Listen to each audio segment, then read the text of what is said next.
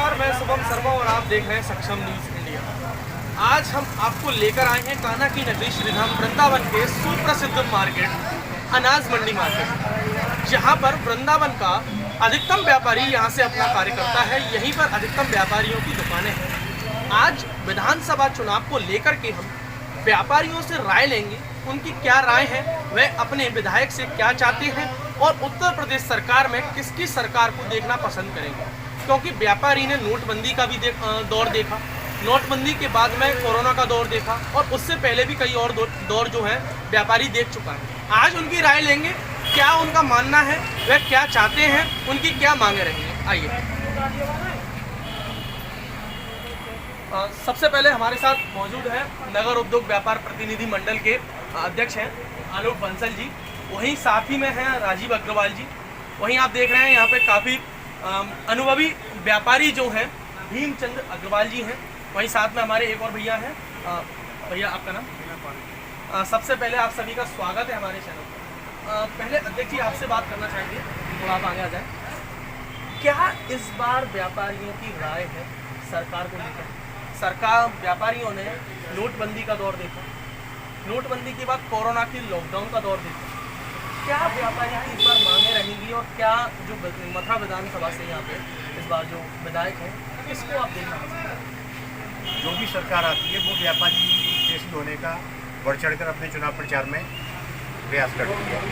जब भाजपा सरकार आई थी उसने भी बढ़ चढ़कर व्यापारी हितैषी होने का दावा किया था और व्यापारी कहीं ना कहीं इस चीज़ को मानता है, वो अपने इस पार्टी से अपने आप को दूर नहीं कर पाता और अपना लगाव मानता है, अपने आप को इस पार्टी से जुड़ा हुआ पाता है। पर जब सरकार आती है तब जैसा कि होता है सपा भाजपा कांग्रेस की सरकारों में आता है, वो इस प्रकार हुआ।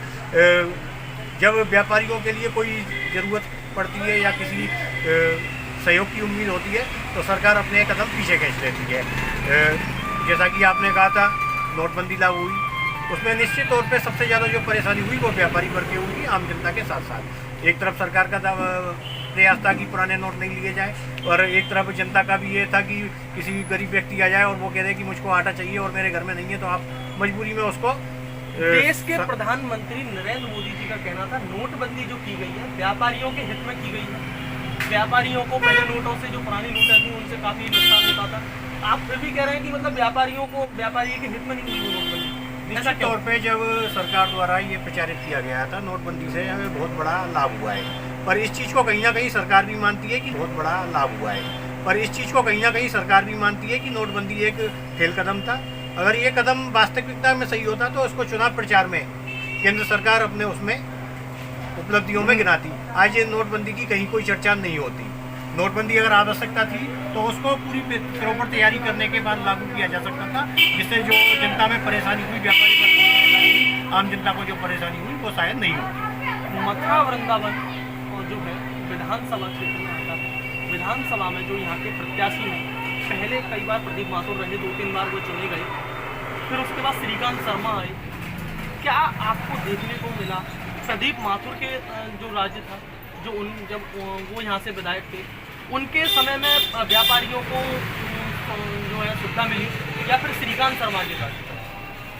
यहाँ तक बात है प्रदीप माथुर की और श्रीकांत की, जो व्यापारियों के लिए जो भी नियम कानून बनते हैं वो केंद्र और राज्य सरकार द्वारा बनाए जाते हैं। स्थानीय स्तर पे हम बात करें तो जो स्थानीय विधायक होता है, जो भी होता है, वो थोड़ी बहुत जो छोटी मोटी समस्या होती है उनमें निश्चित तौर पे स्थानीय विधायक का लाभ हमको मिलता है। पर जब से ये सरकार बनी, नोटबंदी लागू हुई, GST आदि दरूंगी लागू कर दी गई, जिसमें लगभग 950 से 1000 तक बदलाव अब तक हो चुके हैं, जो इस बात का निश्चित प्रमाण है कि ये आधी अधूरी जानकारी के आधार पर ये लागू की गई और पूरी प्रॉपर जानकारी नहीं, रोज रोज उसमें नियम कानून बदलते रहते हैं। अब हम बात करते हैं जो मंडी में पिछली वर्ष जो मंडी अधिनियम में संशोधन करके जो मंडी के बाहर कारोबार, कृषि जिनसों का कारोबार जो व्यापारी करते थे उनसे टैक्स मंडी शुल्क हटा दिया गया था और उनको लाइसेंस की अनिवार्यता नहीं है। उसके बाद चुनावी वर्ष होते हुए भी एक तरफ सरकार जो किसानों को लाभ दे रही है, अन्य वर्ग को लाभ दे रही है, राशन में गेहूँ बांट रही है, वो कर रही है, पर केवल व्यापारियों के ही साथ ही ऐसा भेदभाव क्यों किया जाता है कि चुनावी वर्ष में भी लगातार टैक्स की दरें बढ़ाई जा रही है और नए नए टैक्स लाते जा रहे हैं। मंडी शुल्क लागू कर दिया गया, फुटवेयर पे टैक्स बढ़ा दिया गया, उसके बाद जो कपड़ा पेज आज़ादी के समय कोई टैक्स नहीं था, आज़ादी से लगे तक उस पर भी टैक्स लागू कर दिया व्यापारी संगठनों के विरोध के बाद। हालांकि इसको फरवरी तक पोस्टपोन कर दिया गया है, पर हो सकता है कि इसको भी दोबारा भी लागू कर दें। तमाम दिक्कतें ऐसी हुई, बिजली के बिल में कोई राहत नहीं मिली। लॉकडाउन के समय में जो व्यापारियों ने काम किया उनको आप अनाज मंडी में बैठे हुए लॉकडाउन के समय पे अनाज मंडी क्षेत्र के व्यापारी, क्योंकि ज़्यादातर यहाँ व्यापारी खाद्यान्न से संबंधित कारोबार में आते हैं, उन्होंने अपनी जान और अपने परिवार की परवाह न करते हुए आवश्यक वस्तुओं की सप्लाई दी, उनकी पूर्ति की, जनता की पूर्ति की। उसके बाद भी उनको जमाखोर और इस तरह के अलग अलग विचित्र विचित्र नामों से पुकारा गया, तो निश्चित तौर पर व्यापारियों का मनोबल टूटता है। और व्यापारी किसी से कोई नहीं मांगता। व्यापारी एक ऐसा वर्ग है जो सरकार को भी चलाता है और देश को भी चलाता है। उसके बदले में वो चाहता है कि सरकार निश्चित उस मापदंड में खरी उतरती है। पर जहाँ सम्मान की बात आती है तो व्यापारियों का सम्मान किसी भी सरकार में नहीं था, और इस सरकार में तो व्यापारियों का सम्मान की उम्मीद भी नहीं करता कि कोई हमारा सम्मान हो। जहां अध्यक्ष जी ने सम्मान और सुरक्षा को लेकर के व्यापारियों की सम्मान के लिए और व्यापारियों की सुरक्षा के लिए सवाल उठाया है, वहीं हमारे साथ मौजूद हैं, काफ़ी उम्रदराज हैं, भीमचंद अग्रवाल जी। उनसे बात करेंगे क्योंकि काफ़ी लंबा समय वो देख चुके हैं, कई सरकारें देख चुके हैं, कई विधायकों को देख चुके हैं। जी, जैसा कि अभी अध्यक्ष जी ने कहा कि सरकार के द्वारा जो बीजेपी सरकार है व्यापारियों के सम्मान में तो उतरती है, सुरक्षा में उतरती है, लेकिन सम्मान में भेदभाव करती है। क्या कहेंगे आप उसके? व्यापारियों के सम्मान की बात है तो व्यापारी तो हमेशा जनता के लिए ही काम करता है और सरकार के लिए टैक्स देने के लिए भी काम करता है। उसके बदले व्यापारी ये चाहता है कि आमतौर पर सुरक्षा दी जाए और व्यापारी का सम्मान किया जाए। पहले व्यापारी को भामाशाह के नाम से संबोधित करते थे, आज वो सब स्थितियां सरकारों ने बदल दी। आज व्यापारी को चोर और मुनाफाखोर के द्वारा साबित किया जाता है कि चोर और मुनाफाखोर है। लेकिन पहले जो व्यापारियों का सम्मान और सरकारें करती थी वो भामाशाह के रूप में उसको स्वीकार करती थी। नोटबंदी का आपने दौर देखा, भाजपा सरकार के द्वारा नोटबंदी की है, कहा कि व्यापारियों के हित में ये कदम उठाया, क्या कहेंगे आप उसके? नहीं, जो नोटबंदी की उसका पूर्ण अध्ययन कर लेते तो शायद ये परेशानी नहीं होती। नोटबंदी से इन्होंने ये सोचा था कि फायदा होगा और पब्लिक के हित में होगी, व्यापारी के हित में होगी, और जो आतंकवादियों के लिए जो फंडिंग आती है उसको रोक मिलेगी, लेकिन ऐसा कुछ हुआ नहीं। वहीं व्यापारियों ने कोरोना काल का दौर देखा, लॉकडाउन था, संपूर्ण लॉकडाउन था, लेकिन दुकानें कुछ समय के लिए खोली जाती थी जिससे कि जो आम आदमी है उसके पास ज़रूरत की चीज़ें पहुँच सकें। क्या उसमें भाजपा सरकार के द्वारा व्यापारियों को जो है साथ कर लिया गया या नहीं लिया गया, क्या कहेंगे? नहीं, उसमें ऐसा कुछ नहीं हुआ। व्यापारी अपनी परेशानी को और उसको दूर करते हुए इस कोरोना काल में अपनी परेशानी में डाल के, अपने को जान को भी परेशानी में डाल के इस बीमारी में, और व्यापारियों ने पब्लिक की सहयोग किया, सहायता की कि उनको हर जरूरी चीज़ मिलती रहे। वही हमारे साथ मौजूद हैं भैया, उनसे भी थोड़ी जानकारी करेंगे, उनका क्या मानना है व्यापारियों के सम्मान और सुरक्षा को लेकर। हमारा मानना यह है व्यापारियों की सुरक्षा के लिए कि हमारी सरकार कोई कदम नहीं उठाती है। जैसे कि हमारे अध्यक्ष जी ने आपसे कहा कि हमारी सरकार का जो कोई भी नियम कायदा है वो किसी भी तरीके से लागू नहीं है।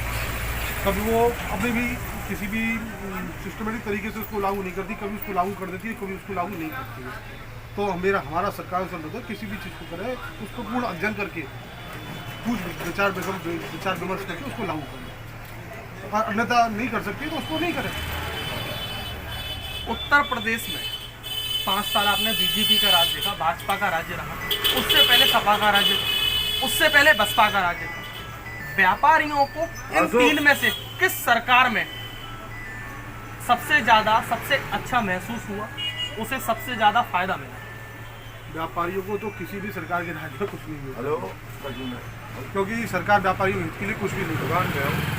उसको केवल एक व्यापारी मुनाफाखोर और जालसाज आदमी नजर आता है और मिलावटखोर नजर आता है, उसको इसके अलावा सरकार को और कोई नहीं। जैसा कि अभी भैया ने कहा कि मुनाफाखोर जालसाज व्यापारियों का नाम दे रहे हैं भैया कि सरकारें सिर्फ जो है व्यापारियों को मुनाफाखोर जालसाज समझती हैं।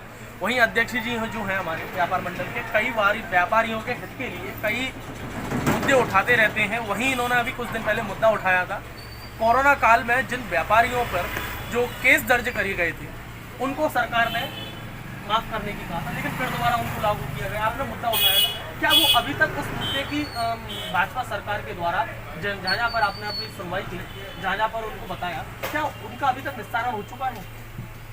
बड़ी ही विडम्बना हुई कि प्रदेश के मुख्यमंत्री ये घोषणा करते हैं और सार्वजनिक में तमाम न्यूज़ चैनलों पे आता है कि कोरोना काल में जो 188 के आपदा प्रबंधन एक्ट के मुकदमे दर्ज किए हुए थे वो व्यापारियों से वापस लिए जाएंगे, परंतु किन्हीं कारणों से जाने किन क्या कारण रहे कि वो मुकदमे वापस नहीं लिए गए।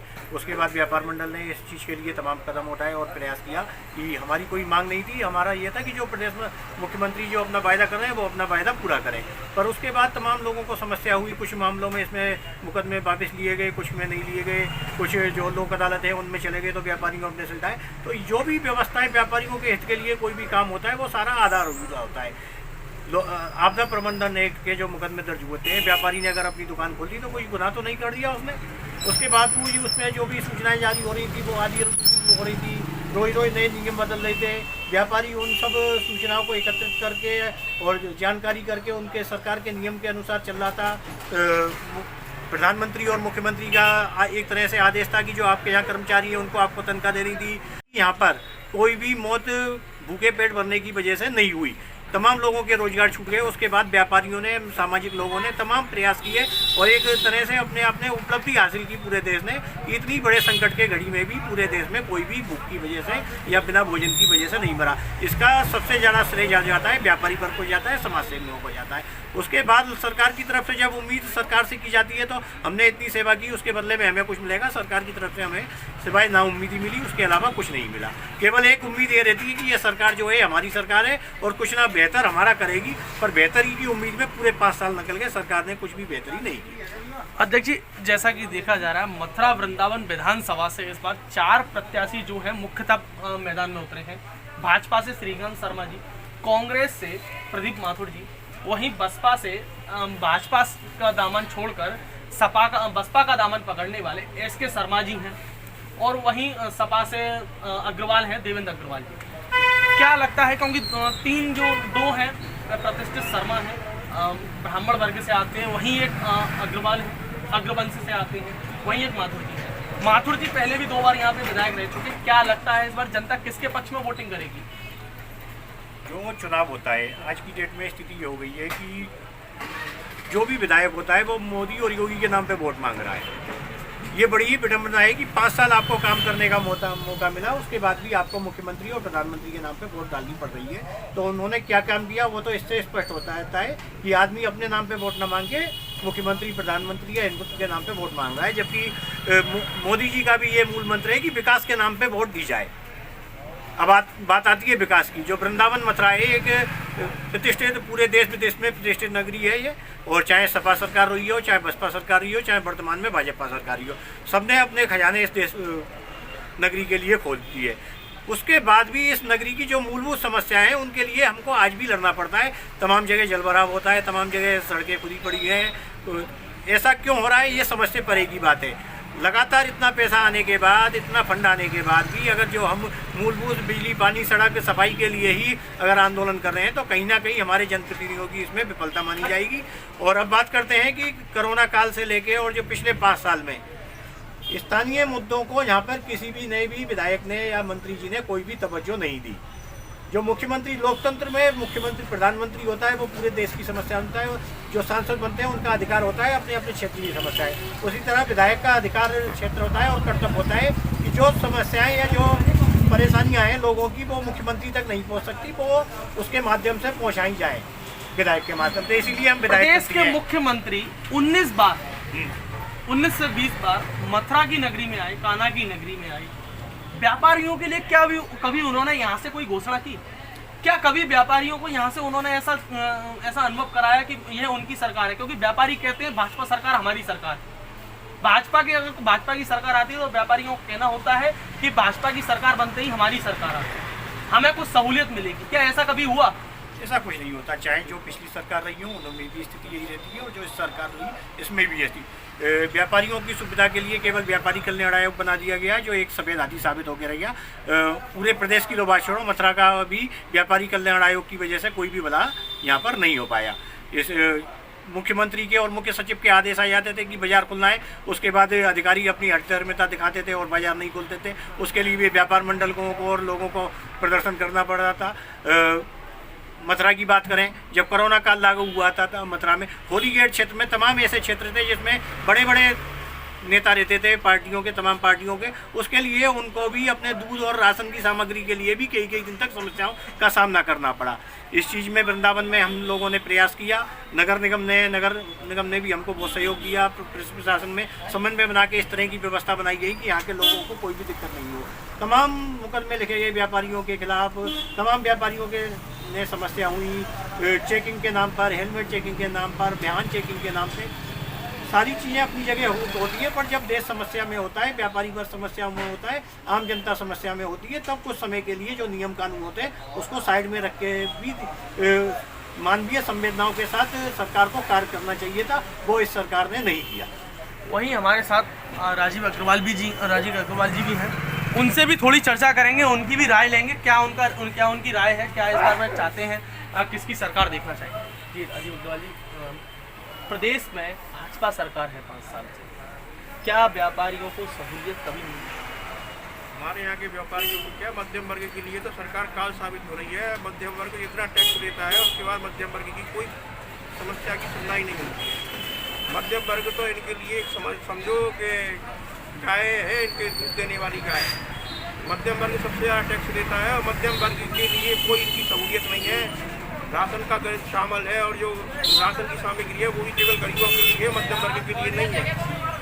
और जो हम लोगों ने बिजली के बिल दिए हैं, जो कोरोना काल में हमारे यहाँ दुकान बंद रही है, बहुत से लोगों की दुकान बंद रही है, उसके बाद भी कमर्शियल कनेक्शन के बिल हम लोगों को देने पड़े हैं। और जो पहले बिल हमारा 500 रुपये का आता था, 5000 रुपये का बिल आता है। तो इस सरकार से तो हम ना उम्मीद है और इस सरकार से हमारी कोई उम्मीद नहीं है। किसकी सरकार देखना चाहेंगे इस बार व्यापारी? सरकार बदलना चाहते हैं, सरकार कोई भी आए, दूसरी आए, ये सरकार हमारे लिए बहुत ज़्यादा हानिकारक है। वहीं मथुरा वृंदावन विधानसभा से श्रीकांत शर्मा जी हैं भाजपा के उम्मीदवार। इस बार देखा जा रहा है कि उनका सोशल मीडिया और कई साइट्स के जरिए उनका विरोध किया जा रहा है। भाजपा को सलाह दी जा रही है कि वे अपना प्रत्याशी बदलें। तो व्यापारी क्या इस बार भाजपा के समर्थन में नहीं है? व्यापारी तो जो विधायक हमारी समस्याओं की सुनवाई करे, सरकार जो हमारी समस्याओं की सुनवाई करे, हम तो उसके समर्थन में हैं। विधायक जी और जो यहाँ की सांसद हैं हेमा मालिनी जी, उनके हमको दर्शन नहीं होते हैं। आज 5 साल हो गए विधायक जी अभी हमारे बाजार में से कभी निकले नहीं हैं, अभी तक हमारे यहाँ आए नहीं हैं। और जो हेमा मालिनी है उनके तो दर्शन दूर हैं, वो कभी आती नहीं है यहाँ पे। उससे हम क्या समस्या बोलें? जैसा कि अभी आपने सांसद हेमा मालिनी जी का जिक्र किया, तो अभी कुछ दिनों पहले भाजपा की जो सांसद हैं यहाँ से हेमा मालिनी जी, उनके मथुरा में पर्चे छपवाए गए कि सांसद लापता है। क्या कहेंगे? बिल्कुल लापता है, हमको उनके दर्शन नहीं होते हैं। ये 7 साल हो गए हेमा मालिनी जी को, कभी हमारी कोई सुख में दुख में, जो कोरोना काल में भी, नोटबंदी में भी, कभी हमारे समस्या में कभी जगह सहयोग नहीं किया। वो तो ऐसे लापता हो गए, बम्बई में जाकर बैठ जाती हैं कि जो उनको तो इतना डर लगता है जनता से कि वो अपने राजमहल में ही रहती हैं। जैसा कि अभी आपने देखा यहाँ के व्यापारियों के, वृंदावन के व्यापारियों की क्या राय है सरकार को लेकर। उन्होंने कहा कि वह किसी सरकार के पक्ष में नहीं है, वह चाहते हैं कि उनके हित में जो सरकार बात करेगी वह उनके हित में। ऐसी ही अन्य खबरों को देखने के लिए देखते रहिए सक्षम न्यूज़ इंडिया। मैं शुभम शर्मा अपने सहयोगी सचिन चौधरी के साथ। आप देख रहे हैं सक्षम न्यूज़ इंडिया, सबसे पहले सबसे तेज।